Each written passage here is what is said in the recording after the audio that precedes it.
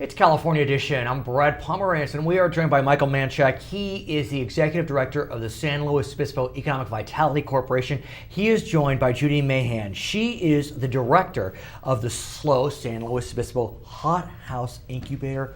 What a great job you have. I'm so lucky. I can only imagine how much fun it must be for you to work with companies that are looking to grow, expand, and thrive. No, it's wonderful. They're, for the most part, they're Cal Poly grads. They've just graduated from school.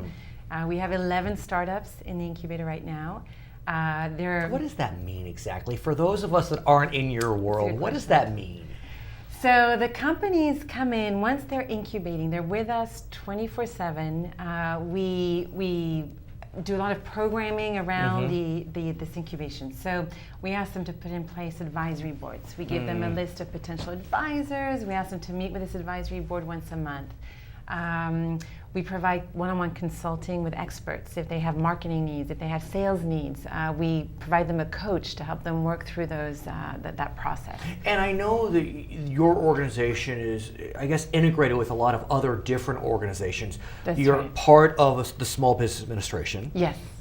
Which is the federal organization. There's the SBDC element of it, Small Business Development Center. Then you have the Cal Poly element, and you're friends with the SLO EVC. That's right. Is that right? Go.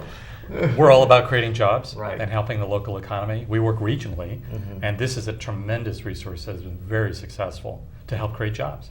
Why has this particular incubator been so successful? I mean, you used to work in Silicon Valley. I mean, incubator was like the word of the 21st century. That's right. But yet this one seems to have really worked. Why, in your mind? And then I'll ask you.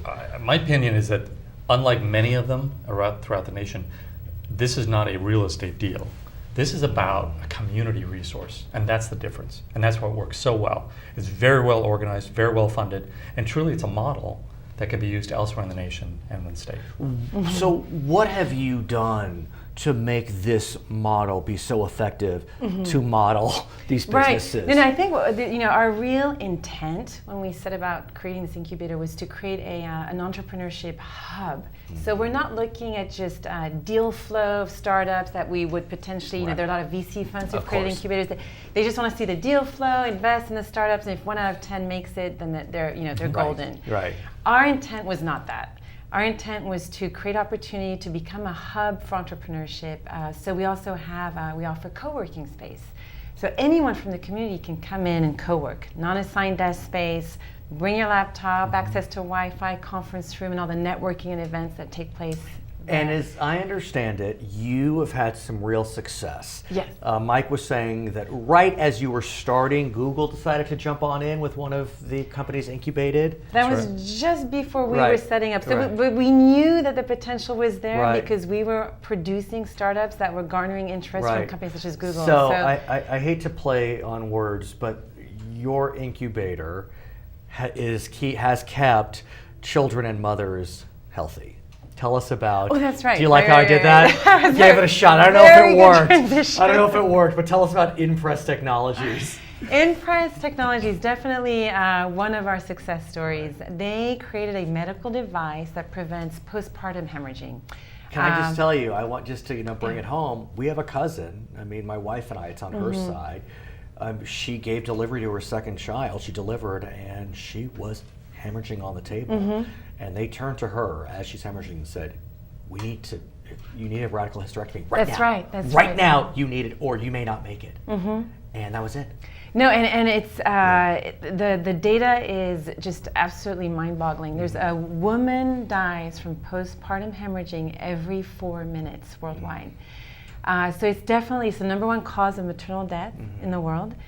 This is a very, very simple device. What happens when it's just there's muscle fatigue. Right. The woman's uterus. You can imagine. Right. You've just given birth to a child, and the uterus doesn't naturally contract back to its natural state.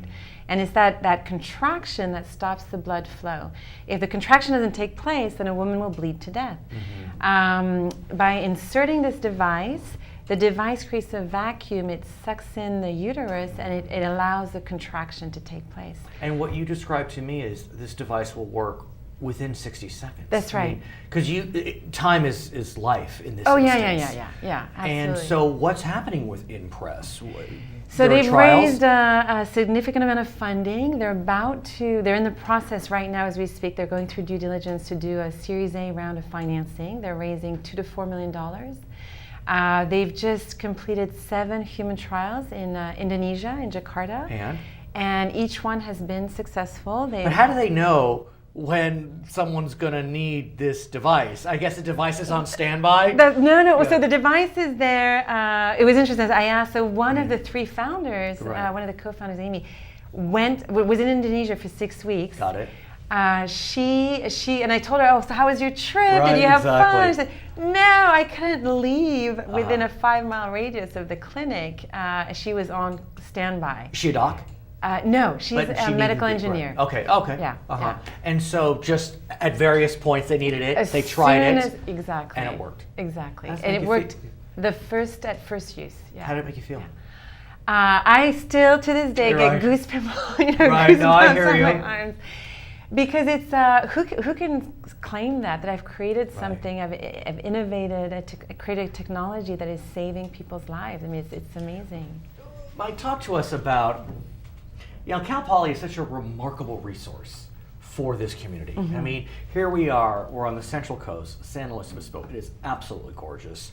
And there's this institution, and we spoke on another episode recently about how Cal Poly its day in the sun is today. I mean, when we were growing up, Cal Poly, not so much. Now Cal Poly is, the it school, and it's incubating, it's growing, its reputation is soaring.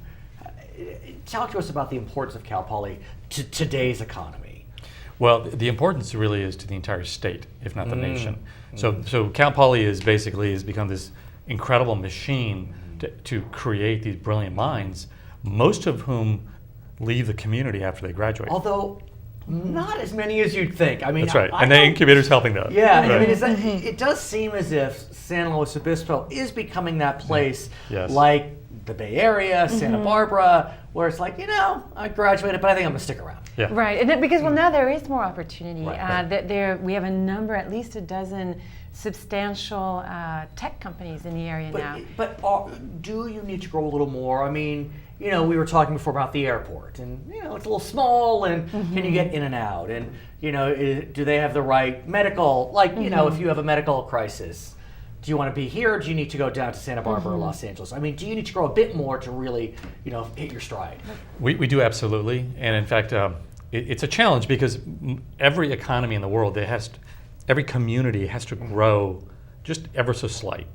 Its economy has to grow by just a few percent off. But at the same time, though, I mean, look, the beauty of SLO is it's a county of about 300,000 people. Right. If all of a sudden you became a county of 500,000, the flavor's changing for better and for worse. So, you have all these incubators that are really exploding on the scene. Maybe that we need to see more rapid growth. Well, and rapid growth is really not something the community is interested in. And I've heard that. Yeah, yes. and it's really more about a very modest amount of growth that most people wouldn't even notice because the companies here are so small. If you increase that a few percentage, it would be not noticeable. And I think that's what's important, is that we're helping to really create the jobs so that people can stay here and they can be employed and the community can thrive. So where does the incubator go from here? Well, that's a great question because we actually have plans this year to move to a bigger space. We have about 5,000 square feet at this time, but we're hoping to move to about 10 to 15,000 square feet. No, we're staying off campus? Off campus. But still affiliated with campus. Oh, absolutely. Right, oh, right. yeah, absolutely. That's the beauty of it as well. Yeah. I think it's great to be off campus. The students have just graduated. It helps them make that mental transition from the student life to the professional life. Thank you so much both for joining us. She is Judy Mahan. He is Mike Manchak. My name is Brad Pomerance, and you are watching California Edition. Thank you, Brad.